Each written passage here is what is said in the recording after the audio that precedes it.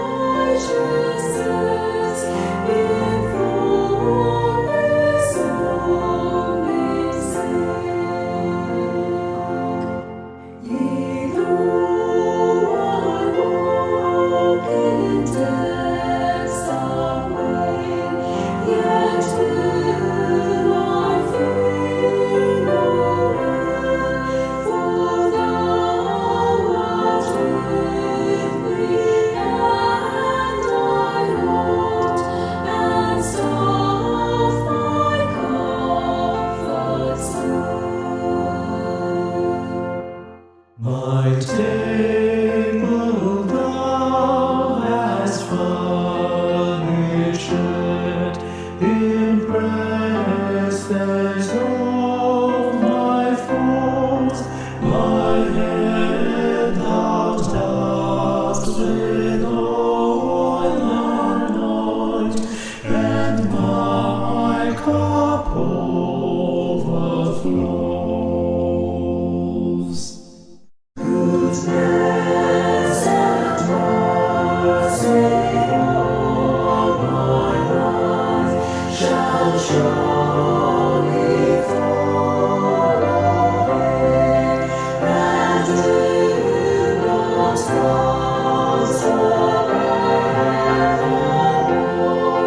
my dwelling place shall Let us read the verse 4 from the book of Psalm, chapter 23. Even though I walk through the darkest valley, I will not fear evil, for you are with me. Your rod and your staff, they comfort me. As individuals, we oscillate between joyful moments and sad and disappointing moments in life. In those sad and disappointing moments, our patience and faith is tested. Needless to say, last year has been so tough on us. We might have gone through painful situations. We might have seen our family members, friends, relatives, and well-wishers suffer. Some of us would have lost our loved ones too. At times, we find it extremely painful when people whom we love and trust go against us. We face so many injustices which put us down, and when we are deprived of our rights and privileges, we lose hope, we lose heart. During such times, it is normal for us to go to the scriptures to look for comfort, and we read verses about how God protects us from dangers and how He saves us from troubles. Even though we try to find peace and comfort in this way, in our lonely moments, when we are unable to withstand the pressure, when we are tested to the core, we end up asking questions. Questions like, why God? Why should this happen to me? Why should I go through this experience? Of everyone, why me?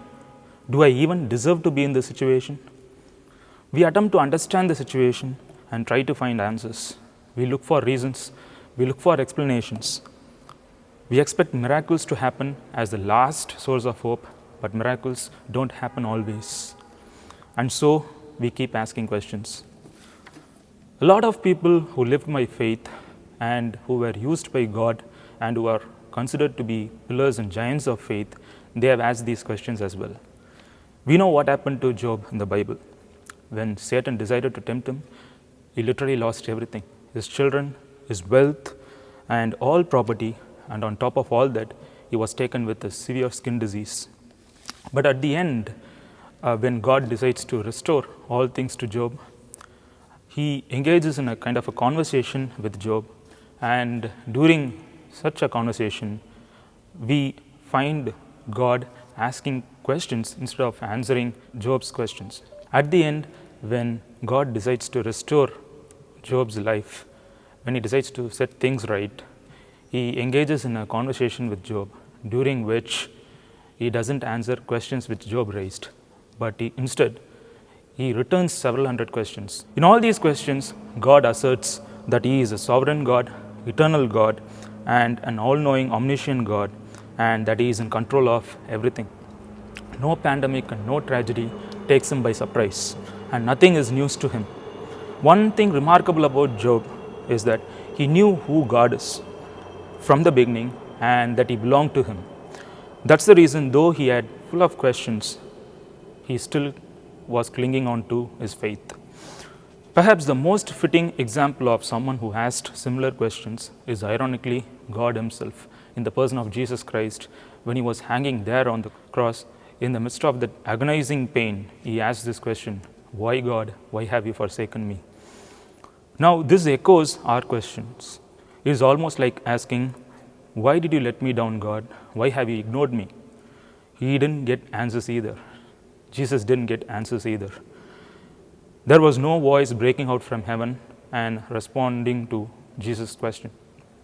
If we read the New Testament, in the previous instances, during baptism, there was a voice from heaven certifying that Jesus indeed is the Son of God. And during transfiguration, we find a voice from heaven where God intervenes and talks to his disciples also. But when he was hanging there on the cross, when Jesus was dying, when he asked these questions, God doesn't respond. Now, crucifixion is not an event that Jesus did not expect. It wasn't a surprise to him. Since he started his ministry, he has been prophesying about his death. He knew very well that it's for this purpose that he has been sent to earth. In his sermons, he talked about fulfilling God's will at any cost. We know how his disciples did not like his decisions, and particularly when Peter expressed his concerns about Jesus dying on the cross, and when he tried to discourage him and talk him away from going through the cross, Jesus got angry and blasted him. So all the events like the betrayal, the trial before the Roman court, and Pilate's final approval to crucify him, all these events Jesus knew very well. But even then, we find him asking questions on the cross. But when we look at this question that he raised on the cross, he didn't simply ask, "God, why have you forsaken me?" But instead, he asked, my God, why have you forsaken me?" We find that possessive "my God" even when he feels forsaken by God.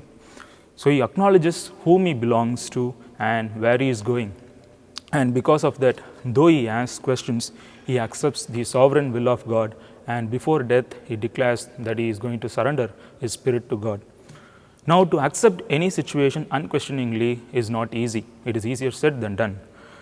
But instead of thinking that we are destined to fate and all the evil forces around us, let us believe that we belong to him no matter what happens.